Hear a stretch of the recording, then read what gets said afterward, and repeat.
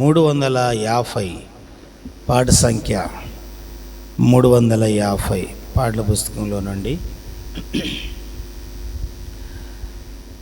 ఒక క్షణమైన నిన్ను వీడినా నేనేమౌదునో తెలియదయ్యా. ఒక క్షణమైన నిన్ను వీడినా నేనేమౌదునో తెలియదయ్యా. ప్రభు నీ తోడు నీ నీడలో నేనిల బ్రతుకుచున్నానయ్యా.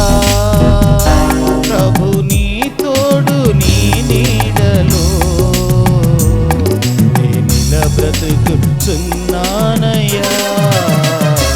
ఒక క్షణమైన నిన్ను వీడినా నేనేమౌదునో తెలియ. అపవాది శోధనలు నన్ను చుట్టినా ఇహలోక శ్రమలు నాకెదురొచ్చినా. అపవాది శోధనలు నన్ను చుట్టినా ఇహలోక శ్రమలు నాకెదురొచ్చినా. ఆశ్రయమైన నీ నీడలో నేనిల బ్రతుకుచున్నానయ్యా. ఆశ్రయమైన నీ నీడ నేనిల బ్రతుకుచున్నానయ్యా. ఒక క్షణమైన నిన్ను వీడినా నేనేమౌదునో తెలియదయ్యా. ఒక క్షణమైన నిన్ను నేనేమౌదునో తెలియదయ్యా. కునుకగా ఎన్నడు నిద్రించక నీ కను పాపలో కాపాడువాడవు. కునుకగా ఎన్నడు నిద్రించక నీ కను పాపలో కాపాడువాడవు. కాపరివైనా నీ మందలో నేనిల బ్రతుకుచున్నానయ్యా. కాపరివైనా నీ మందలో నేనిల బ్రతుకుచున్నానయ్యా. ఒక క్షణమైన నిన్ను వీడి నేనేమౌదునో తెలియదయ్యా. ఒక క్షణమైన నిన్ను వీడినా నేనేమౌదునో తెలియదయ్యా. ప్రభు నీ తోడు నీ నీడలో నేనిల బ్రతుకుచున్నానయ్యా. ప్రభు నీ తోడు నేనిల బ్రతుకుచున్నానయ్యా. ఒక క్షణమైన నిన్ను వీడినా నేనేమౌదునో తెలియదయ్యా. ఒక క్షణమైన నిన్ను వీడినా నేనేమౌదునో తెలియదయ్యా.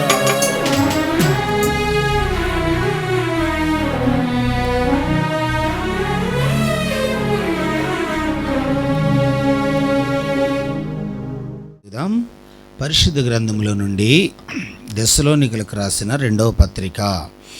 అపోస్తలుడైన పౌలు దెస్సలోనికలకు రాసిన 2వ పత్రిక 2వ అధ్యాయము. దెస్సలోనిక పత్రిక 2వ పత్రిక 2వ అధ్యాయం 14వ వచనం. మీరిలాగున రక్షింపబడి మన ప్రభువైన యేసుక్రీస్తు యొక్క మహిమను పొందవలనని ఆయన మా సువార్త వలన చాలు మిమ్మును పిలిచెను. ప్రేమ కలిగిన మా తండ్రి, ఘనమైన దేవా, నీ కొందనాలు నాయనా. నీ మహాప్రేమ వాత్సల్యతలను బట్టి స్తుతిస్తున్నాను. ఈ సమయంలో మీరు మాతో మాట్లాడండి. యేసు నామములో ప్రార్థించి వేడుకుంటున్నాను తండ్రి, ఆమేన్. మంచిది ప్రియులారా, దేవుని పరిశుద్ధ గ్రంథములో దెస్సలోనిక పత్రికలో పౌలు 2వ పత్రిక రాస్తూ సంఘ విశ్వాసులతో ఒక అద్భుతమైన విషయాన్ని ప్రస్తావించాడు. 2వ అధ్యాయం 14వ వచనం, మీరిలాగు రక్షించబడి మన ప్రభువైన యేసుక్రీస్తు యొక్క మహిమను పొందవలెనని ఆయన మా సువార్త వలన మిమ్మును ఆయన పిలిచిన దేవుడు, సువార్త ద్వారా పిలిచిన దేవుడు, ఆయన మనలను పిలవటానికి ఇష్టపడ్డాడు. దేవుడు మానవుణ్ణి పిలవాలని కోరుకున్నాడు. అంటే పిలుస్తూ ఉన్నాడంటే అర్థం ఏంటి? ఆయనకు దగ్గరలో లేరు అని అర్థం కదా. చిన్నతనంలో పిల్లల్ని తల్లిదండ్రులు పిలుస్తుంటారు. ఈ బజార్లో నుండి కేక వేస్తే ఎక్కడో ఉన్నవాడికి వినపడుతుంది అమ్మ స్వరం. అంటే దగ్గర ఉన్నవారిని పిలవవలసిన పని లేదు, దూరములో ఉన్నవారిని ఖచ్చితంగా పిలవవలసి ఉంటుంది. బైబిల్ గ్రంథం మనకి ఏం చెప్తుందంటే, పౌలు అంటాడు, మా సువార్త వలన దేవుడు మిమ్మును పిలిచెను. ఎందుకు పిలిచాడో 3 విషయాలు ఈ మధ్యాహ్న కాలం జ్ఞాపకం చేసుకుందాం. దేవుని యొక్క ఉద్దేశము ఆయనతో మనతో ఆయన సహవాసం కలిగిన వారిగా ఉండాలి అనేది దేవుని యొక్క ఉద్దేశం. యోహాను సువార్త 10వ అధ్యాయంలో కూడా దేవుడు మాకు అద్భుతమైన విషయాన్ని ప్రస్తావించాడు. యోహాను సువార్త 10వ అధ్యాయం 3వ వచనం, అతనికి ద్వారపాలకుడు తలుపు తీయును, గొర్రెలు అతని స్వరము వినును, అతడు తన సొంత గొర్రెలను పేరు పెట్టి పిలిచి, సొంత గొర్రెలను ఏం చేస్తాడంట? పేరు పెట్టి పిలిచి. కనుక సొంత గొర్రెలు, దేవుని రక్తములో కడగబడిన నీవు ఎవరి గొర్రెవంట? దేవుని సొంత గొర్రెలు. అప్పుడప్పుడు కొందరు మనం పరిచయం చేసుకుంటూ, వీరెవరండి అంటే వీళ్ళు మా సొంత బ్లడ్ రిలేషన్ అండి, మా యొక్క అన్నయ్య పిల్లలు, మా సొంత అంటారు. అంటే పరిచయాలు 2 రకాలుగా ఉంటాయి. కాస్త దూర సంబంధమైన పరిచయాలు, చాలా దగ్గర సంబంధమైన పరిచయాలు. దేవుడు మనల్ని ఏమని సంబోధిస్తున్నాడు తెలుసా? మీరు గొర్రెలు అంటలే, నా సొంత గొర్రెలు అంటున్నాడు. ఏమంటున్నాడు? నా సొంత గొర్రెలు. కనుక దేవుడు మనల్ని కేవలం గొర్రెలుగా చూస్తే ఏమో ఏ గొర్రెలమో ఏమో, దూరంగా ఉన్నవారమనే, లేక నెట్టివేయబడిన వారమనే, లేక మరి నీరసించిపోయిన వారమనే అర్థం కాదు. అందుకు దేవుడు యోహాను సువార్తలు అంటున్నాడు, నా సొంత గొర్రెలను నేను పేరు పెట్టి పిలిచితిని అంటున్నాడు. కనుక దేవుడు తన ప్రజలను పిలవాలి అనుకుంటాడు.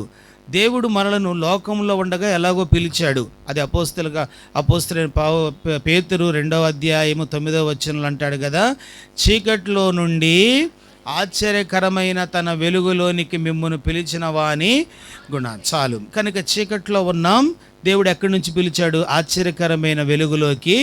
చీకట్లో ఉండొద్దు నాయనా, వెలుగులోకి రా. పాపములో ఉండవద్దు, పరిశుద్ధతలోకి రా. నష్టాల్లో ఉండవద్దు, ఆశీర్వాదాల్లోకి రా అని దేవుడు పిలిచాడు. కనుక దేవునికి ఉన్న మంచి లక్షణం ఏంటంటే పిలిచే దేవుడు. ఆయన ఎలాంటి వాడంట? పిలిచే దేవుడుగా ఉన్నాడు. ఈ మధ్యాహ్న కాలం దేవుని బిడ్డగా 3 రకాలైన దేవుని పిలుపులను మనము గుర్తించాలి. కనుక వాటిని బట్టి మనము పరీక్షించుకుంటూ ఏ స్థానములో మనం ఉన్నామో అర్థం చేసుకోవటం మంచిది. ఇప్పుడు ప్రతి వ్యక్తి యొక్క పిలుపుకు ఉద్దేశం ఉంటుంది. ఒక స్నేహితుడు నీకు ఫోన్ చేశారు అంటే, పిలిచారు అంటే ఏదో ఒక పర్పస్, ఉద్దేశం ఉంటుంది. ఒక అధికారి మనల్ని పిలుస్తున్నారంటే ఏదో ఒక ఉద్దేశం ఉంటుంది. చివరికి అమ్మా నాన్నలు కూడా పిలుస్తున్నారంటే ఏదో ఉద్దేశం ఉంటుంది. వాళ్ళు ఏదో నీకు చెప్పాలనుకుంటున్నారు. అయితే ఇంత గొప్ప దేవుడు మనల్ని పిలిచాడు అంటే ఏ ఉద్దేశం ఉండదంటారా? ఏ ఉద్దేశం లేకుండానే మనం రక్షణ పొంది దేవుని మందిరంలో కూర్చున్నామా? కానే కాదు. కనుక దేవుడు మన పట్ల ఒక శ్రేయస్కరమైన ఉద్దేశాలు కలిగి ఉన్నాడు. ఒక శ్రేయస్కరమైన ఉద్దేశాలతో దేవుడు పిలుస్తున్నాడు. 3 అనుభవాలు గుర్తు చేస్తా. మొదటిగా దేవుడు పిలిచిన పరిస్థితి, ఆదికాండము 3వ అధ్యాయం. దేవుడు ఎవరిని పిలిచాడు, ఎందుకొరకు పిలిచాడు? 3వ అధ్యాయము, ఆదికాండం 3వ అధ్యాయము 9వ వచనాన్ని చదువుదాం. 9వ వచనం, దేవుడైన యెహోవా ఆదామును పిలిచి నీవు ఎక్కడ ఉన్నావనెను. మొదటిగా చాలు. కనుక మొదటిగా దేవుడు ఆదికాండం 3వ అధ్యాయం 9వ వచనంలో దేవుడు మాట్లాడుతున్నాడు. ఆదామును పిలిచి, ఆదామా నీవు ఎక్కడ ఉన్నావు? దీనిని ఏమనుకోవాలంటే సరిదిద్దుట కొరకైన పిలుపు. దీనిని ఏమనాలి? సరిదిద్దుట కొరకైన, లేక బాగు చేయుట కొరకైన పిలుపు. దేవుడు ఆదామును పిలుస్తున్నాడు. నువ్వు ఎక్కడున్నావు అంటే దేవునికి కానరాకుండా ఉన్నాడని కాదు దాని అర్థం. దేవునికి ఎవరెక్కడున్నారో తెలియదా? చెట్టు మీద ఉన్న జక్కయ్య ఆయనకి తెలుసు, చెట్టు కింద ఉన్న నతానీయులు కూడా ఆయనకి తెలుసు, సముద్రములో చేప గర్భములో ఉన్న ఎవరైనా యోనా కూడా ఆయనకు తెలుసు. కనుక దేవునికి రహస్యం ఏంటి చెప్పండి? అయినా దేవుడు ఒక అద్భుతమైన ప్రశ్న అడుగుతున్నాడు. ఆదామా నువ్వెక్కడా? ఆదామా, ఆదామును పిలుస్తున్నాడు, అడుగుతున్నాడు నీవెక్కడా అని. దేవుని బిడ్డలుగా దేవుడు మొదటిగా మనల్ని ఎందుకు పిలుస్తాడంటే మనలను సరిదిద్దటం కొరకు, అంటే బాగు చేయటం కొరకు. మనం బాగుపడాలని ఎవరు అనుకుంటారు? మనల్ని ప్రేమించే వాళ్ళైతే అనుకుంటారు. మనం పాడైపోవాలి, నష్టపోవాలి, ఆత్మీయంగా పాడైపోవాలి, చల్లారిపోవాలి, భౌతికంగా కూడా చల్లారిపోవాలి, నష్టపోవాలి అనుకునే వాళ్ళు మన వాళ్ళు ఎట్లా అవుతారు చెప్పండి? దేవుడు నిన్ను పిలిచి నీ పట్ల ఆలోచన కలిగి నిన్ను బాగు చేయాలనుకుంటున్నాడంటే ఆయన ఎంత ప్రేమ కలిగిన వాడో ఆలోచించండి. దేవుని యొక్క ప్రేమ, వాత్సల్యత ప్రియులారా చాలా గొప్పది. దేవుడు ఆదాము అవ్వలు దేవుని యొక్క మాటను విస్మరించిన తర్వాత, తినవద్దన్న పండు తిన్న తర్వాత వాళ్ళు ఆత్మీయంగా నష్టపోయారు, దేవునికి దూరస్తులైపోయారు. కనుక దేవుడు అనుకున్నాడు, తిరిగి వీళ్ళని నేను బాగు చేసుకోవాలి. అంతే కదా, తిరిగి బాగు చేసుకోవాలి. బాగు చేయటానికి దేవుడు ప్రణాళిక రచించి మొట్టమొదటి ఫస్ట్ కాల్ అంటారే, నాకు ఎర్లీ మార్నింగ్ ఫస్ట్ కాల్ అదేనండి అంటారే, లైఫ్లో దేవుని యొద్ద నుండి నీకొచ్చే మొట్టమొదటి పిలుపేంటో తెలుసా? బాగు చేయబడేది. ఆయన మన బిడ్డలను బాగు చేసేవాడు, మనలను బాగు చేసేవాడు, మన సంఘాన్ని బాగు చేసేవాడు, మన ఆర్థిక పరిస్థితులు బాగు చేసేవాడు, మన రోగాలను బాగు చేసేవాడు, మన ఆత్మీయ స్థితిగతులను బాగు చేసేవాడు, బిడ్డల భవిష్యత్తును బాగు చేసేవాడు, తలరాతలు బాగు చేసే దేవుడు. కనుక దేవుని పిలుపులో ఉన్న మొదటి అర్థం ఏంటంటే ఆదామా నీవు ఎక్కడా అంటే దేవుని యొక్క పిలుపుకు మనం రెస్పాండ్ అవ్వాలి, లేక మనం స్పందించాలి, మౌనంగా ఉండకూడదు. నేను ఎక్కడుంటే నీకెందుకు ప్రభా, నేను వచ్చినప్పుడు వస్తాలే, నేను చూసినప్పుడు చూస్తాలే, నేను మోకరించినప్పుడు మోకరిస్తాలే, నేను ఇచ్చినప్పుడు ఇస్తాలే, నేను ప్రార్థించినప్పుడు ప్రార్థిస్తాలే. అలా ఉండకూడదు. అలా ఉంటే ఆయనకు మనకు సంబంధం తెగిపోతుంది, ఆయనకు మనకు సహవాసాన్ని కోల్పోతూ ఉంటాం. ఆయన పిలిచినప్పుడు మనము లోబడాలని దేవుడు కోరుకుంటున్నాడు. బైబిల్ పరిశుద్ధ గ్రంథములో జకర్యా గ్రంథంలో ఒక మాట ఉంటుంది. 7వ అధ్యాయము పరిశుద్ధ బైబిల్ గ్రంథములో నుండి జకర్యా గ్రంథము 7వ అధ్యాయము 17వ వచనం. జకర్యా గ్రంథం 7వ అధ్యాయం, ఒక్క నిమిషం. జకర్యా గ్రంథం 7వ అధ్యాయం 13వ వచనం చదువుతారా? 13వ వచనం. ఎస్. కావున సైన్యములకు అధిపతియగు యెహోవా సెలవిచ్చినదేమనగా, నేను పిలిచినప్పుడు వారు ఆలకింపకపోయిరి గనుక వారు పిలిచినప్పుడు నేను. బాబోయ్, ఈ విషయం అర్థమవుతుందా? దేవుడేమంటున్నాడు? జకర్యా ప్రవక్త ద్వారా దేవుడు ఇశ్రాయేలుతో మాట్లాడుతున్నాడు. ఏమంటున్నాడు? 13వ వచనము, సైన్యములకు అధిపతియగు యెహోవా సెలవిచ్చినదేమనగా, నేను పిలిచినప్పుడు వారు ఆలకింపకపోయిరి. దేవుడు పిలువగా ఆలకించకపోవటం ఎంత దుర్భరం, ఎంత భయంకరం. అర్థమైందా? ఒక కలెక్టర్ గారు నీకు ఫోన్ చేస్తే స్పందించవా? ఒక మినిస్టర్ గారు నీకు ఫోన్ చేస్తే స్పందించవా? అంత దూరం ఎందుకు? ఒక వార్డు మెంబర్ ఫోన్ చేస్తే స్పందించవా? దేవుడు పిలువగా ఎందుకు స్పందించవు?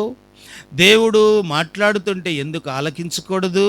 దేవుడు బ్రతిమలాడుతుంటే ఎందుకు పట్టించుకోకూడదు? సృష్టికర్త అయిన దేవుడు చేతులు చాపితే ఎందుకు లెక్క చేయకుండా ఉండాలి?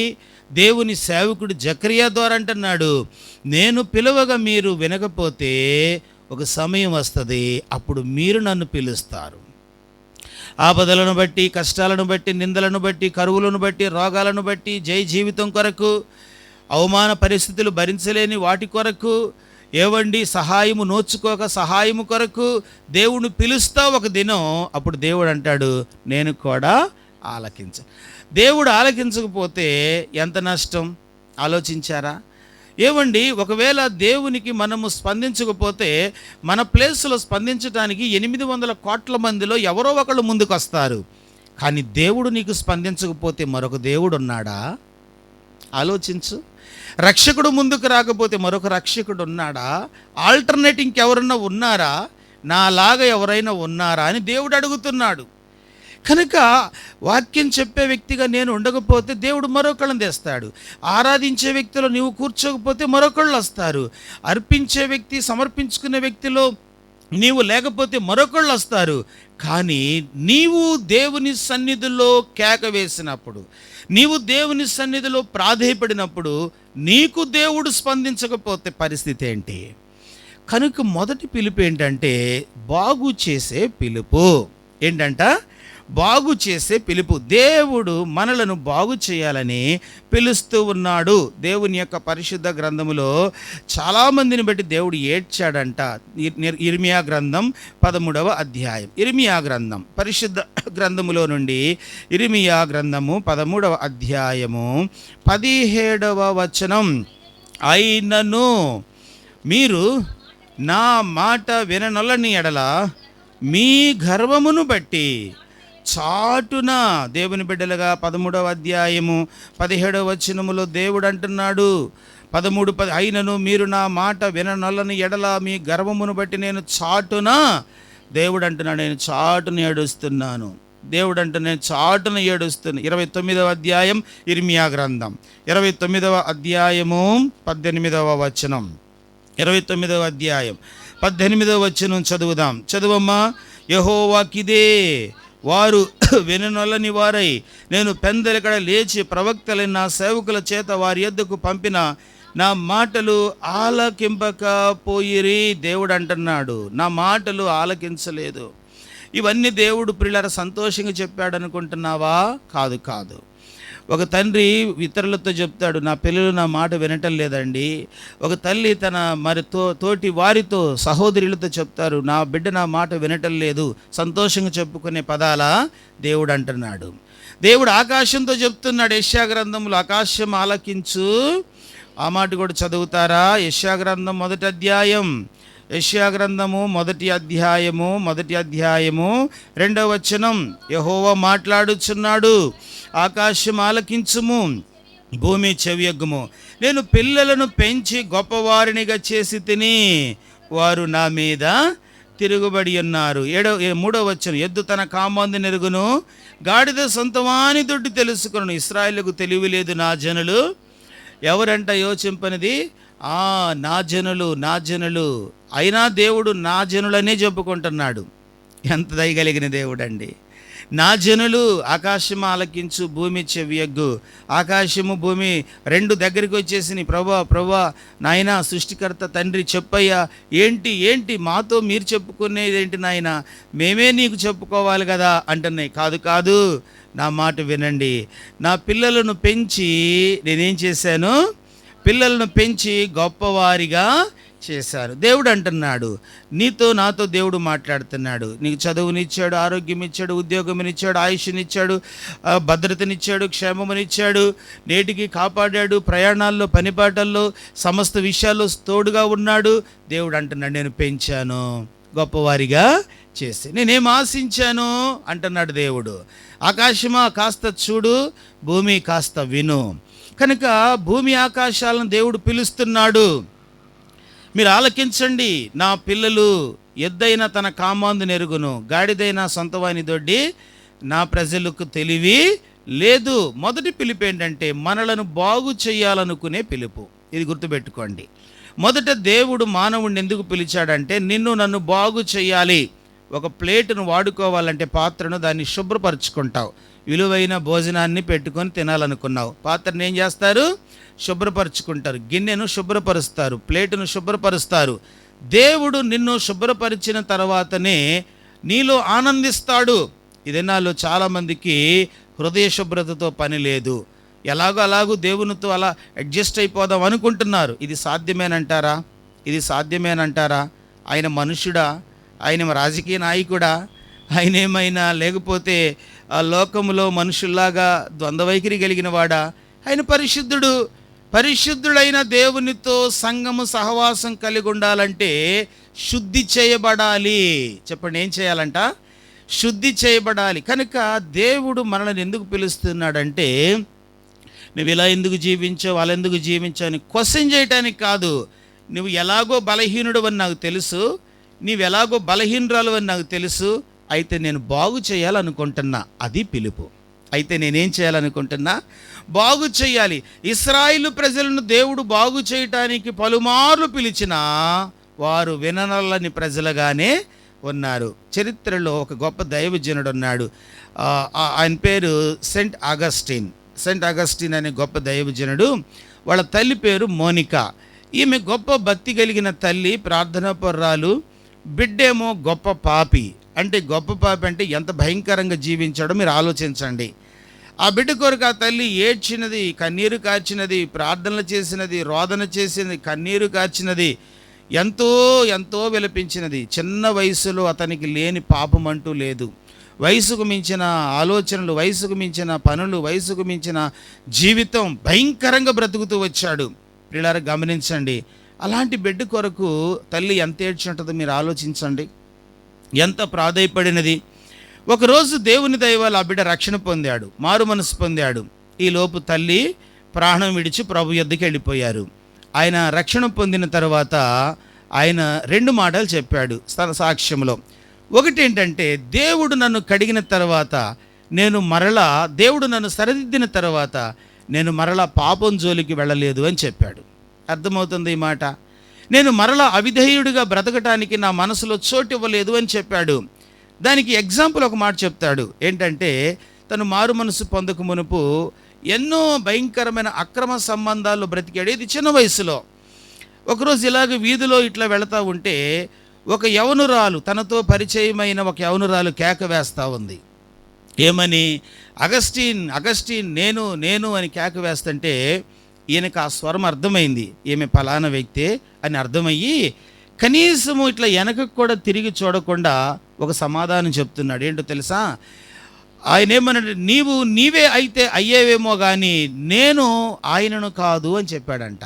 నేను ఆయనను కాదు. ఎంత అద్భుతం! తన సాక్ష్యాన్ని చెప్పుకుంటూ తన పుస్తకంలో రాశాడు, నీవే అయితే అయ్యేవేమో, నేను మాత్రము ఆ అగస్టిన్ కాదు అంటూ ఆయన అన్నాడు. నా తల్లి కన్నీటి ప్రార్థన ప్రవాహములో నేను యేసుక్రీస్తు శిలువ యొద్దకు కొట్టుకొని వచ్చాను అని చెప్పాడు. ఈరోజు దేవుని బిడ్డగా, దేవుడు నిన్ను సరిదిద్దటానికి ఇష్టపడే పిలుపుకు నీవు లోబడుతున్నావా? దేవుడు మనల్ని సరిదిద్దటానికి, బాగు చేయడానికి ఇష్టపడి, నువ్వు ఇట్లా ఎందుకు ఉన్నావని కాదు దేవుడు అడుగుతుంది. అలా ఉన్నావు కాబట్టే నిన్ను పిలుస్తున్నాడు. అలా ఉన్నావు కాబట్టే నిన్ను గాయాలు కడగటానికి ఇష్టపడుతున్నాడు. అలా ఉన్నావు కాబట్టే నిన్ను బాగు చేయడానికి ఇష్టపడుతున్నాడు. అందుకే దేవుని యొక్క వాక్యములో, పరిశుద్ధ గ్రంథములో మొదటిది ఏంటంటే, ఆదామా నీవు ఎక్కడా? ఇది మొదటి అనుభవం, సరి చేయబడుటకైన పిలుపు. రెండవది చదువుదాం. అపోస్తలుల నిర్గమకాండము పరిశుద్ధ గ్రంథములో నుండి 3వ అధ్యాయం.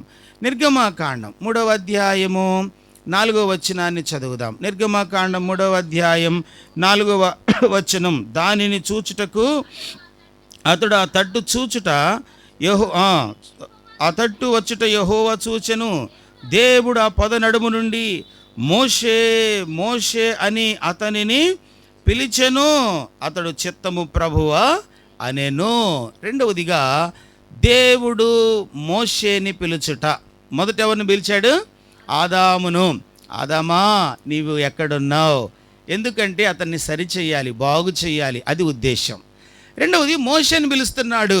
మోషే మోషే అని పిలిచాడు. మోషేని ఎందుకు పిలిచాడంటే తన పని కొరకు. ఎందుకు పిలుస్తున్నాడంట? తన పని కొరకు. మోషేతో దేవుడు అంటాడు, మోషే గొర్రెలు కాసినంతకాలం చాలు కాసావు, వ్యాపారం చేసినంతకాలం చేసావు, ఉద్యోగం చేసినంతకాలం చేసావు, ఈ లోకంలో బ్రతికినంతకాలం బ్రతికావు. మోషే నీ ఒక పని చేయాలి. ఏంటి ప్రభువా? నా ప్రజలను నీవు విడిపించు. ఏమంటున్నాడు? నా ప్రజలను నీవు విడిపించు. రెండవదిగా దేవుడు ఎందుకు మనల్ని పిలుస్తాడంటే, దేవుని పని చేసే బిడ్డగా నీవు బ్రతకాలని. ఎలాగైనా సరే పార్ట్ టైం చేస్తావో, ఫుల్ టైం చేస్తావో, అప్పుడప్పుడు చేస్తావో, లేక వారానికి ఒక్కరోజు నెలకొక్కసారి దేవుని పని చేస్తావో, ఎలాగైనా నీవు దేవుని పని చేసే బిడ్డగా ఉండాలి. దేవుని పని చేయటానికి నీవు ప్లాన్ చేసుకోవాలి, సిద్ధపడాలి. దేవుని పని కొరకు దేవుడు మనలను ఏర్పాటు చేసుకున్నాడు. ప్రియులారా, ఈ విషయాన్ని మర్చిపోకూడదు. పొద్దస్తమానం ఏమి తిందుమా, ఏమి త్రాగుదుమా, ఎక్కడికి వెళుదుమా, ఏమి సంపాదించుకుందుమా, ఎంత దాచుకుందుమా, వీటి కొరకే నీవు పుట్టలేదు. వీటి కొరకే మనం బ్రతకటం లేదు. మనము బ్రతికే బ్రతుకులో ఆలోచించవలసిన మరొక కోణం ఉంది. అదేంటంటే, దేవుడు నా కొరకు అంతా చేశాడు, నేను కొంతైనా చెయ్యాలి. ఆయన నా కొరకు అంతా చేశాడు, నేను ఏం చేయాలి? కొంతైనా చెయ్యాలి. రెండవదిగా దేవుడు ఎందుకు పిలుస్తాడంటే, మనము ఆయన పని చెయ్యాలి. అపోస్తల కార్యాలు 13వ అధ్యాయములో దేవుని యొక్క వాక్యములు ఇలాగ రాయబడింది. అపోస్తల కార్యాలు 13వ అధ్యాయము 2వ వచనములో దేవుని యొక్క వాక్యములో ఇలాగ రాయబడింది. వారు ప్రభువును సేవించుచు ఉపవాసము చేయుచుండగా పరిశుద్ధాత్మ, నేను బర్నబాను సౌలును పిలిచిన పని కొరకు వారిని నాకు ప్రత్యేక పరచుడని వారితో, దేవుని బిడ్డలుగా గమనించారా? వారందరూ కూడి ప్రార్థన చేస్తున్నారు. వారందరూ కలిసి దేవుని సన్నిధిలో ప్రార్థన చేస్తుంటే పరిశుద్ధాత్ముడు మాట్లాడుతున్నాడు. ఏమని మాట్లాడుతున్నాడు? బర్నబాను సౌలును నా పని కొరకు వారిని మీరేం చేయాలి? ప్రత్యేకపరచండి. వారు నా పని చేయాలి. వారు ఏ పని చేయాలంట? దేవుని పని చేసేవారిగా మనం మారాలి.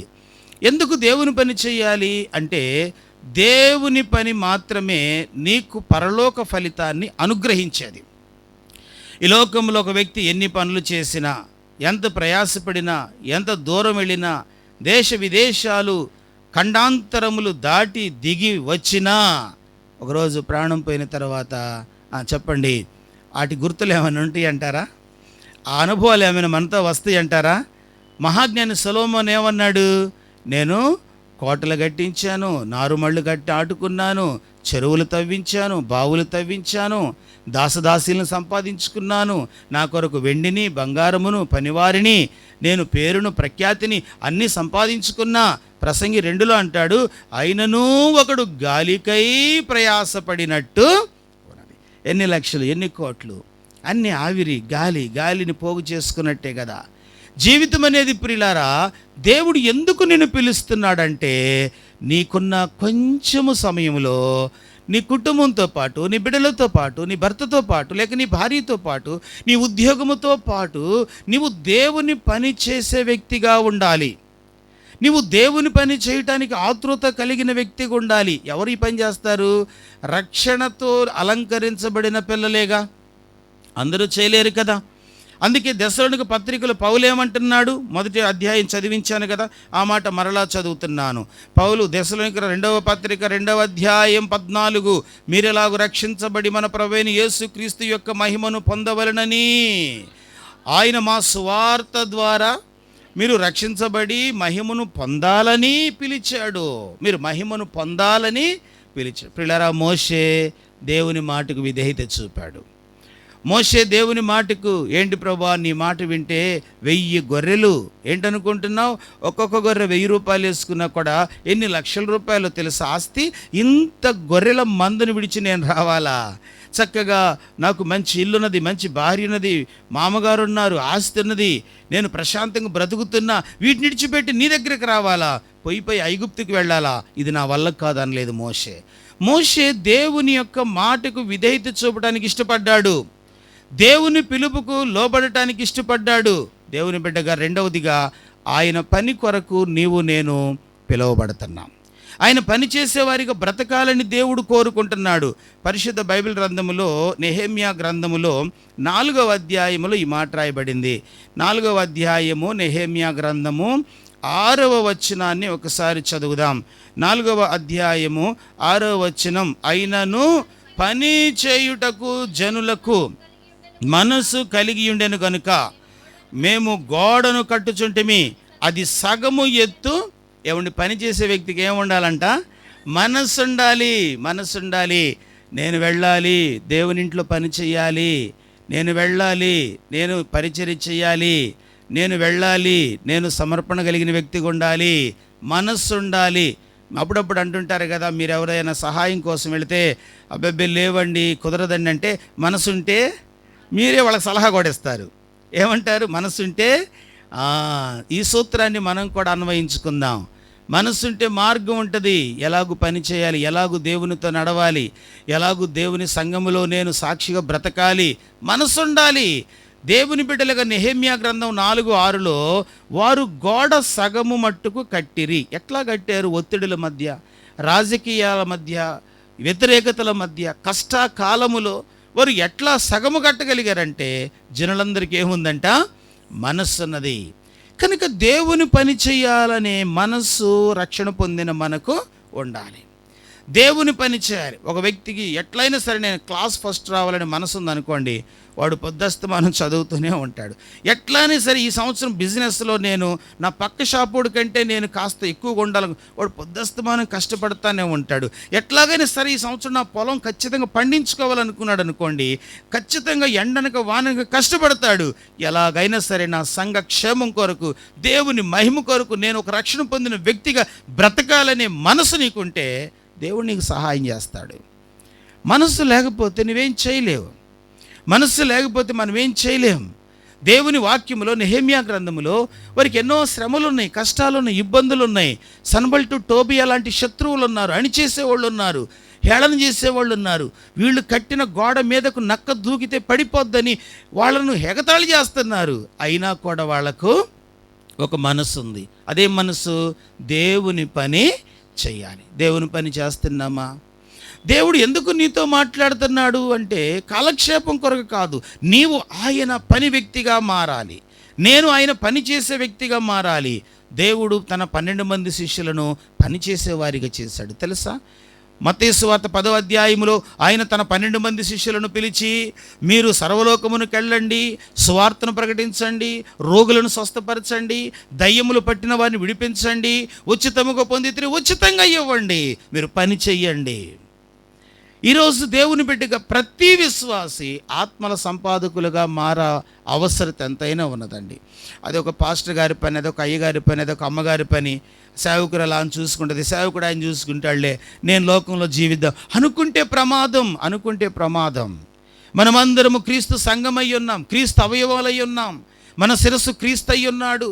మనము ఆయన ఇంటిలో సజీవమైన రాళ్ళవలే కట్టబడుతున్నామని పౌలు చెప్పలేదా? కనుక దేవుని బిడ్డలుగా మనము దేవుని పని చేయటం నేర్చుకుందాం. ఇక్కడ దేవుని వాక్యములో నెహెమ్యా గ్రంథంలో ఏమంటున్నాడు? వారికి పని చేయుటకు మనసున్నది కాబట్టి వారు సగము మట్టుకు గోడ కట్టిరి. పని చేస్తే దేవుడు ఉచితంగా ఉంచుతాడా? లూకాసు సువార్త 10వ అధ్యాయం, లూకాసు సువార్త 10వ అధ్యాయము 7వ వచనం. లూకాసు సువార్త 10వ అధ్యాయము 7వ వచనం చదువమ్మా. వారు మాకిచ్చిన పదార్థములను తినుచు త్రాగుచు ఆ ఇంటిలోనే ఉండుడి, పని వాడు తన జీతమునకు పాత్రుడు. చాలండి. ఏమంటున్నాడు దేవుడు? పనివాడు దేనికి పాత్రుడంట? నీవు పని చేయాలే కానీ దేవుడు నీకు జీతం ఇస్తాడు. నువ్వు పని చేయాలే కానీ దేవుడు నీకు బహుమానం ఇస్తాడు. పని చేయాలే కానీ దేవుడు ఆశీర్వదిస్తాడు. దేవుని మాట విని గొర్రెలను విడిచి, మామను విడిచి, ఇంటిని విడిచి, ఏమండి సినాయి పర్వతం చుట్టూ పచ్చని మైదానం భూమిలో ఆనందంగా పాటలు పాడుకుంటూ గడుపుతున్న మోషే తనను విడిచి ఐగుప్తు దేశంలోకి వచ్చి దేవుని పని చేసినందుకు మోషేకి ఏమిచ్చాడు? నిర్గమాకాండం. రండి పరిశుద్ధ గ్రంథములో నుండి నిర్గమాకాండము, దేవుని యొక్క వాక్యం 11వ అధ్యాయం. నిర్గమాకాండం 11వ అధ్యాయము 3వ వచనం. 11వ అధ్యాయము 3వ వచనం. యెహోవా ప్రజల ఎడల ఐగుప్తులకు కటాక్షము కలుగజేసెను, అదియుగాక ఐగుప్తు దేశములో మోషే అను మనుషుడు ఫరో సేవకుల దృష్టికిని ప్రజల దృష్టికిని దేవుడు మోషేని ఎవరిగా చేశాడంట? చెప్పండి, ఎవరిగా చేశాడు? గొప్పవాణిగా. ఎవరి దృష్టికి? ఐగుప్తు ప్రజలందరిలో మోషే అనే మనుష్యుడు ఫరో సేవకుల దృష్టికిని ప్రజల దృష్టికిని మిక్కిలి ఫరో దృష్టికి కూడా గొప్పవాడా? వాస్తవానికి ఐగుప్తు దేశంలో ఉన్న వాళ్ళందరి దృష్టికి ఫరోనే గొప్ప. ఐగుప్తులో ఉన్న వాళ్ళందరికీ ఎవరు గొప్ప? రాజుగారు కూడా అదే అనుకుంటాడు, నేనే మీకు గొప్పగా ఉండాలి, నేనే మీకు దేవుడిగా ఉండాలి, నేనే మీకు రాజుని, నేనే మీకు శాసనాలు చేసేవాడిని, నేనే మీకు పోషణ, నేనే మీకు యుద్ధాలు చేసేవాడిని, కనుక నేనే గొప్ప. అయితే విచిత్రం ఏంటో తెలుసా, దేశమంతటికి రాజుగారు గొప్ప అయితే రాజుగారికి మోషే గొప్పవాడయ్యాడంట. రాజుగారికి ఎవరు గొప్పవాళ్ళయ్యారు? మోషే గొప్పవాడయ్యాడు. దేవుని పని చేసే వ్యక్తిని దేవుడు ఎవరిగా చేస్తాడు? గొప్పవాడిగా నీ బిడ్డలు ఉండాలని నీకు కోరుకుంటే, గొప్ప వ్యక్తిగా పోని నీవే ఉండాలని నీకు కోరుకుంటే, ఈ రోజు నుంచైనా ఏం చేయటం నేర్చుకోవాలి? చెప్పండి, ఏం చేయాలి? దేవుని పని చేయటం నేర్చుకో. దేవుని పని చేయటం నేర్చుకో. క్రొత్త నిబంధనలు ప్రభు అంటాడు, మీరు వెళ్ళి నా తోటలో ఎందుకు ఇక్కడ ఉన్నారంటే, అయ్యా మమ్మల్ని ఎవ్వరూ కూలికి పెట్టుకోలేదు. అవునా, మీరు వెళ్ళి నా తోటలో పని చేయండి. కనుక మీకు ఇవ్వటము ఎంత న్యాయమో అంత నేను మీకు ఇస్తా. కనుక 9 గంటలకి కూలోళ్ళని పెట్టి 12 గంటలకి పంపించి 3 గంటలకు 5 గంటలకు కూడా పంపించుకున్నాడు ఆయన తోటలోకి. 5 గంటలు. మొదటి వానికి దేనారం ఇచ్చినట్టే చెప్పండి, చివరి వానికి కూడా అబ్రహాముకి ఇచ్చిన పరలోకం అనే దేనారం నీకు నాకు ఇవ్వటానికి దేవుడు, ఈ పని ఎంత భాగ్యం! దేవదూతలకు లేని భాగ్యం, రాజులకు లేని భాగ్యం, ప్రపంచ చక్రవర్తులకు లేని భాగ్యం, సైంటిస్టులకు, శాస్త్రవేత్తలకు, లోక మేధావులకు లేని భాగ్యం, లోకములో మరి ఎవ్వరికీ తెలియని ఈ భాగ్యం, మధురమైన సేవ భాగ్యం చులకనగా ఎంచుకుంటావా? నీకు దేవుడిచ్చిన అవకాశములో నీవు పని చేయవా? అద్భుతమైన పాట రాశాడు, మధుర మధుర మధుర సేవ, యేసు ప్రభు సేవ మధుర సేవ. మధురం అంటూ దీర్ఘం తీశాడు, ఎంత మధురమైనది! పాపములో ఉన్నవాడిని బయటికి తీసుకొచ్చింది, గాయాల్లో ఉన్నవాడిని కట్టినది, రోత స్థితిలో ఉన్నవాడికి విలువనిచ్చినది, చీకట్లో ఉన్నవాడికి వెలుగునిచ్చినది, బ్రతుకు మీద ఆశలు లేనోడికి ఆశలు పుట్టించినది, కృంగి కృషించిన వానికి విలువలు నేర్పినది, గుడ్డిగా బ్రతుకుతున్న వానికి కళ్ళు తెరిపించిన సేవ ఎంత అద్భుతమైంది! ఇట్టి సేవలో నీవు పాలిభాగస్తుడు కావా? కనుక దేవుడు ఎందుకు పిలుస్తాడు? మొదటిగా సరిచేయుట కొరకైన పిలుపు. రెండవది నిన్ను పనివానిగా మార్చే పిలుపు. రెండవది ఏంటి చెప్పండి? మనము పనివారిగా ఉండటం కొరకైన పిలుపు. బైబిల్ పరిశుద్ధ గ్రంథములో ఒక మంచి తల్లిని గురించి ఒక మాట ఉంటుంది, సామెతల గ్రంథము, పరిశుద్ధ బైబిల్ గ్రంథము, సామెతల గ్రంథము 31వ అధ్యాయం 27వ వచనం. 31వ అధ్యాయము 27వ వచనం. ఆమె తన ఇంటి వారి నడతలు బాగుగా కనిపెట్టును, పని చేయకుండా ఆమె భోజనము, ఎంత మంచి సాక్ష్యం! పని చేయకుండా భోజనము చెయ్యదు. 31వ వచనం. చేసిన పనిని బట్టి అట్టిదానికి ప్రతిఫలం ఎదగును, గౌనుల యొద్ద ఆమె పనులు ఆమెను, నీ పని నిన్ను కొనియాడుతుంది. ఆ అక్క ఎంత మంచి మర్యాదస్తురాలు, ఆ అన్న ఎంత మంచి మర్యాదస్తుడు. నేను ప్రార్థనకు రాకపోతే నా కొరకు ఎంత ప్రార్థిస్తారు, నేను జారిపోయినప్పుడు నన్ను ఎంత ప్రోత్సహిస్తారు, నేను ఆత్మీయంగా ఎదగనప్పుడు నా కొరకు ఎన్ని మంచి సలహాలు ఇస్తుంటారు. బైబిల్ చెప్తుంది పరిశుద్ధ గ్రంథములో, ఆమె పనులు ఆమెను కొనియాడును. పని చేయకుండా ఆమె ఏం చేయదంట? భోజనం చేయదు. పౌలు దశలకు పత్రిక రాస్తూ పని చేయని వాడు ఏం చేయకూడదన్నాడు? భోజనం కూడా చేయకూడదు అనుకున్నాడు. ఈరోజు దేవుని బిడ్డలుగా రెండవ అనుభవాన్ని కలిగి ఉన్నావా?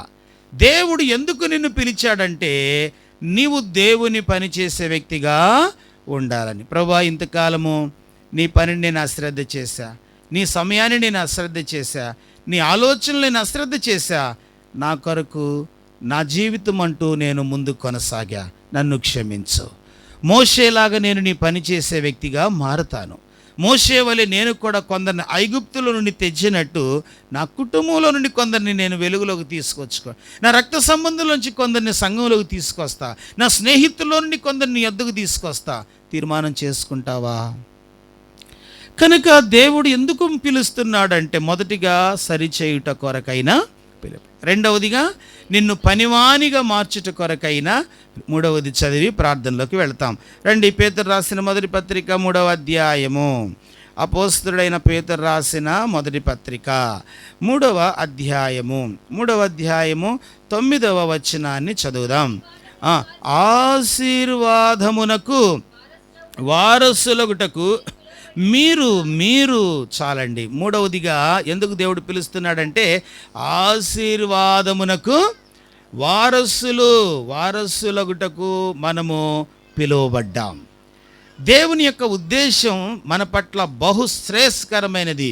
ఇది మనకు దుష్టుడు అర్థం కాకుండానే చేశాడు. ప్రియులారా, చాలాసార్లు మనకు దేవుని మనసు అర్థం కాక దేవుడేంటి నన్ను అసలు పట్టించుకోడు, దేవుడేంటి నన్ను లేవనెత్తడు, దేవుడేంటి నన్ను బాగు చేయడు, దేవుడేంటి నాకు మంచి భవిష్యత్తు ఇవ్వడు, ఇలాగూ మనం దేవుని మీదే ఆయాసపడేటట్టుగా దుష్టుడు మనల్ని ప్రేరేపిస్తూ ఉంటాడు. కానీ బైబిల్ చదివితే నీకు అసలు విషయం అర్థమైద్ది. అదేంటి తెలుసా? నీవు నేను మనమందరము ఆశీర్వాదమునకు, చెప్పండి అంటే దేనికి వారసులు? ఆశీర్వాదం అనే ఆ యొక్క ప్యాకేజీ, ఆశీర్వాదం అనే ప్యాకేజీలో ఎన్ని ఉన్నాయో, ఆరోగ్యం ఉంటుంది, ఆనందం ఉంటుంది, సమృద్ధి ఉంటుంది, ధనధాన్యాలు ఉంటాయి, పేరు ప్రఖ్యాతులు ఉంటాయి, ఉద్యోగం ఉంటుంది, ఏవండి ఉన్నతమైన అద్భుతమైన జీవిత విధానం ఉంటుంది, గుర్తింపు, పరలోకం, రక్షణ, మహిమ అన్నీ ఉంటాయి. ఇది గొప్ప ప్యాకేజ్ అన్నమాట. దేవుడు అంటున్నాడు, ఒక్క మాటలో కొట్టేస్తున్నాడు, నేను నిన్ను ఎందుకు పిలుస్తున్నానో తెలుసా?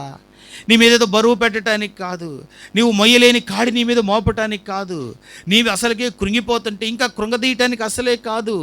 అపవాది నీకు అలా బోధించాడు, నీ శరీర మనసు నీకు అలా బోధించినది. నేను నిన్ను దీవించేవాడిని, సరిచేసేవాడిని, నిన్ను పనివానిగా మార్చేవాడిని, నిన్ను పని వ్యక్తిగా మార్చేవాడిని. మూడవదిగా నేను నిన్ను ఆశీర్వదించటానికే పిలుస్తున్నాను. దేవుడు తన ప్రజలను ఆశీర్వదించటంలో ఆనందిస్తాడు. దేవుడు తన సేవకుడైన మోషే ద్వారా కూడా అంటాడు, మోషే ఇశ్రాయేలును ఆశీర్వదించేటప్పుడు ఇలాగ మాట్లాడు, యెహోవా సన్నిధి కాంతి మీ మీద ఉదయించునుగాక. ఇలా మాట్లాడు, నా ప్రజలను నేను ఆశీర్వదించటం నాకు ఇష్టం. వారు మైదాన భూమిలో కూర్చున్నా, పర్వతం ఎదుట కూర్చున్నా, వారు పాత బట్టలతో నడుస్తూ ఉన్నా, వారు బానిసల బ్రతుకులు బ్రతుకుతున్నా, వీరు నా ప్రజలని నేను అతిశయంగా చెప్పుకుంటున్నా, నా ప్రజలు నేను ఆశీర్వదిస్తున్నాను గనుక నీవు ఇలాగని అంటున్నాడు. దేవుని ప్రజలను దేవుడు ఏం చేసేవాడంట? ఆశీర్వదించేవాడు. ఎట్లాగో తెలుసా? యెషయా గ్రంథంలో ప్రభు ఒక మాట అన్నారు. యెషయా గ్రంథం 51వ అధ్యాయంలో దేవుడు ఒక ఉదాహరణ గుర్తు చేస్తున్నారు. యెషయా గ్రంథం 51వ అధ్యాయం 2వ వచనం, 51వ అధ్యాయము 2వ వచనం, మీ తండ్రి అయిన అబ్రహాము సంగతి ఆలోచించుడి, మిమ్మును కలిన శారాను ఆలోచించుడి. అతడు ఒంటరి ఉండగా నేను అతన్ని పిలిచి తిని.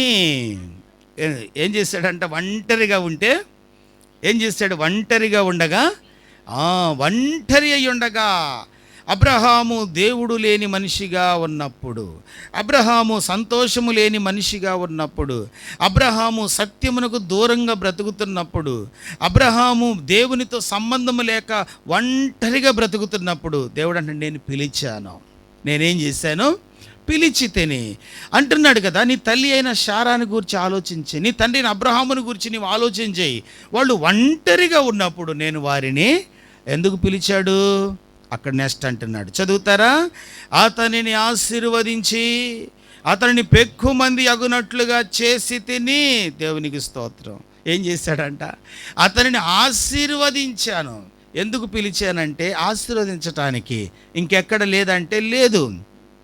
ఎవరు ఆశీర్వదించరంటే అబ్రహామును ఆశీర్వదించరు.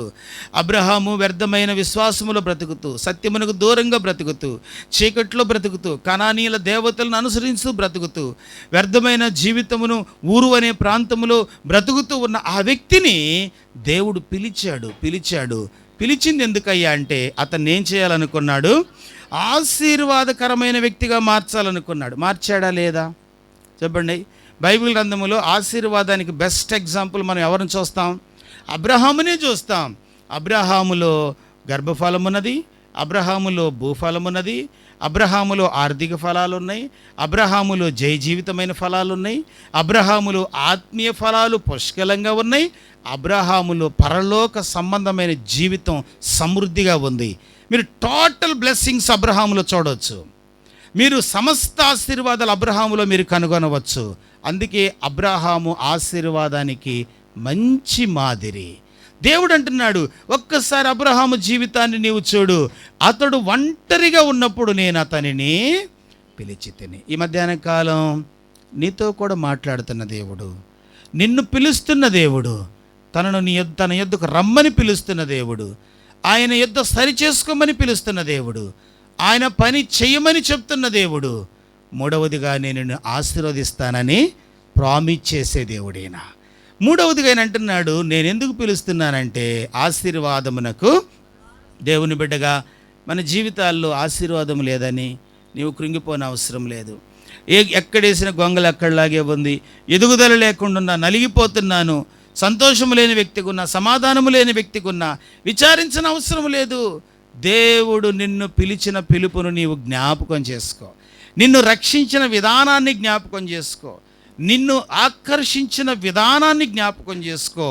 ఆయన పిలుపు నీ జీవితానికి ఆశీర్వాదపు కృపగా మారిపోతుందని లేఖనాలు మనకు చెప్తున్నాయి. పరిశుద్ధ గ్రంథములో దేవుడు క్రొత్త నిబంధనలో అనేకులను దర్శించాడు. మార్కు సువార్త 10వ అధ్యాయములో ఇలాగ రాయబడింది. మార్కు సువార్త 10వ అధ్యాయము ఈ మాట చదివి ప్రార్థనలోకి వెళతాం. 10వ అధ్యాయం 49వ వచనం. మార్కు సువార్త. యేసు నిలిచి వానిని పిలువుడని చెప్పగా వారా గ్రుడ్డి వానిని పిలిచి, ధైర్యము తెచ్చుకొనుము, ఆయన ఒక గుడ్డివాణ్ణి ప్రభు పిలుస్తున్నాడు. ఏం జరిగిందో మనకు తెలుసు. 51, 52 వచనాలు మీరు చదవగలిగితే తరువాత అతడు కళ్ళు తెరవబడిన వాడై దృష్టి పొంది యేసు వెంట గుడ్డివాణిని పిలిచాడు. కళ్ళు లేక సతమతమవుతున్న వ్యక్తిని స్వస్థపరచడానికి పిలిచిన దేవుడు, బాగు చేయడానికి పిలిచిన దేవుడు, కళ్ళు తెరిపించడానికి పిలిచిన దేవుడు, తన యొక్క అడుక్కునే స్థితి నుంచి విడిపించడానికి పిలిచిన దేవుడు, తనను ఒక విలువైన వ్యక్తిగా మార్చడానికి పిలిచిన దేవుడు. బైబిల్ గ్రంథంలో రాయబడింది కదా, యేసు నిలిచి వానిని పిలువడని. ప్రజలు అంటున్నారు, ఆయన నిన్ను ఎందుకు పిలిచినట్టు? ఆయన కన్నులు ఆయన స్వస్థపరచాలని. యోహాను సువార్త పరిశుద్ధ గ్రంథం 11వ అధ్యాయం 28వ వచనం. యోహాను సువార్త 11వ అధ్యాయం 28వ వచనాన్ని చదువుదాం. 28వ వచనం, 11వ అధ్యాయము 20. ఆయన ఈ మాట చెప్పి వెళ్ళి, బోధకుడు వచ్చి నిన్ను పిలుచుచున్నాడని తన సహోదరి అయిన మరియను రహస్యముగా. రెండవదిగా మరియను పిలుస్తున్నాడు. ఎందుకో తెలుసా? సహోదరుని కోల్పోయినది, ప్రేమ కలిగిన లాజరును కోల్పోయినది, దిగులుతో ఉన్నది, వేదనతో ఉన్నది, సంతోషము లేని వ్యక్తిగా ఉన్నది, వేదనతో అల్లాడుతూ ఉన్న సహోదరునితో దేవుడు అంటున్నాడు. ఏమంటాడు తెలుసా? ఆయన బోధకుడు నిన్ను పిలుచుచున్నాడు. మరియా బోధకుడు నిన్ను పిలుచుచున్నాడు. ఎందుకంటే ఆమెను ఓదార్చటానికి. గుడ్డివాడిని ఎందుకు పిలిచాడు? స్వస్థపరచటానికి. మరియని ఎందుకు పిలుస్తున్నాడు? ఓదార్చటానికి. అబ్రహాముని ఎందుకు పిలిచాడు? ఆశీర్వదించటానికి. ఈరోజు దేవుని పిలుపు నీకు అర్థమవుతుందా? వాక్యము ద్వారా ఆయన నిన్ను పిలుస్తుంటే, వాక్యము ద్వారా నీతో బ్రతిమలాడుతుంటే నీవు విననట్టుగా, పట్టి పట్టినట్టుగా, నాకు కాదులే అన్నట్టుగా సరిచేసుకోకుండా, దేవుని పని చేయకుండా ఎంతకాలం జీవిస్తావు? ప్రభువులో చేవేసే ముందు, ప్రభువా నీ పిలుపు యొక్క లోతు ఎరిగి బ్రతుకుతా, నీ పిలుపు యొక్క విలువ కలిగి బ్రతుకుతా, నన్ను సిద్ధపరచు. మోకరించు, ప్రార్థన చేసుకుందాం. దేవుని బిడ్డగా ప్రభు సన్నిధిలో ఉన్న మనము చిన్న తీర్మానం చేసుకో. ప్రభువా నన్ను నూతనపరచు నాయనా. అబ్రహామును ఆశీర్వదించడానికి పిలిచావు, నన్ను ఆశీర్వదించు. ఆదామును సరిచేయటానికి పిలిచావు, నన్ను సరిదిద్దు నాయనా. మోషేను పని చేసేయడానికి పిలిచావు, నీ పని చేసే వ్యక్తిగా మార్చు. నేను నా కొరకే కష్టపడుతున్నా, నా కొరకే పరుగులెత్తుతున్నా, నా కొరకే ఆలోచన కలిగి ఉన్నా, నా కొరకే నేను అలసిపోతున్నా. నాకు ఇవ్వబడిన తెలివి, నాకు ఇవ్వబడిన టాలెంట్, నాకు ఇవ్వబడిన సమయం, నాకు ఇవ్వబడిన సమస్తం నా ఇష్టాల కొరకే ఖర్చు అయిపోతుంది నాయన. మోషేలాగా నేను నీ కొరకు బ్రతకలేకపోతున్నా, నన్ను క్షమించు. ప్రభువుని అడుగుతావా? ఆయన తన యొక్క పరలోక మహిమ కొరకు నిన్ను పిలిచాడని పౌలు మాట్లాడలేదా? నీవు దేవుని కొరకు పిలువబడిన వ్యక్తివని సత్యం నీ మనస్సులో నుంచి తొలగిపోనీయొద్దు సహోదరుడా. దేవుని మహిమ కొరకు పిలువబడిన బిడ్డననే సత్యం నీ మనస్సులో నుంచి తొలగినైపోవద్దు సహోదరి. అలాగైతే నష్టపోతావు, అలాగైతే ఇబ్బందికి ఎదుర్కోవలసి వస్తుంది. లేదు ప్రభువా, నేను నీ కొరకు పిలువబడిన వ్యక్తినయ్యా, నేను నీ కొరకు పని చేస్తాను, నీ మహిమ కొరకు నేను సరిదిద్దుకుంటాను. నీ మహిమ కొరకు నన్ను ఆశీర్వదించు. ఆయన మనల్ని ఆశీర్వదించటానికి ఆయన శాపమును తన భుజాలపై వేసుకున్నాడు. మనల్ని ఆశీర్వాదకరమైన వారిగా మార్చటానికి ఆయన తన రక్తమునంత సిలువలో మన కొరకు దారబోసాడు. ప్రభువా, నన్ను నూతన పరచు నాయనా. నీ పిలుపును నేను తిరస్కరించే వ్యక్తిగా ఉంటున్నానేమో.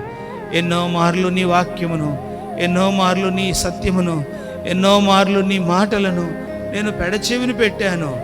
నన్ను క్షమించు. నీకు విధేయత చూపుతానయ్యా. నన్ను దీవించని ప్రభువుని అడుగు. ప్రభువు నీకు తోడుకుంటాడు.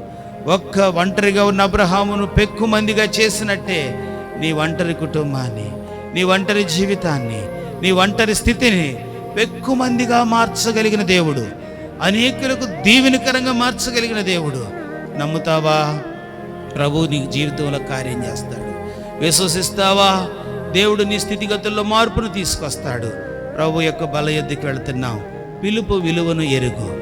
పిలుపు విలువను ఎరిగి బ్రతుకటానికి పరిశుద్ధాత్ముడు మనకు సహాయపడినట్లు అబ్రహామును ఆశీర్వదించిన దేవుడే నిన్ను, నీ కుటుంబాన్ని, మన సంఘమును ఆశీర్వదించినట్లు ప్రార్థనాపూర్వకంగా ప్రభు పాదాలు పట్టుకుందాం. అలాగూ ప్రార్థన చేసుకుంటూ ప్రభు యొక్క బల కొరకు సిద్ధపడదాం. అట్టి కృప పరిశుద్ధాత్మ దేవుడు మనందరికి అనుగ్రహించినట్లు ప్రభు వైపు చూద్దాం.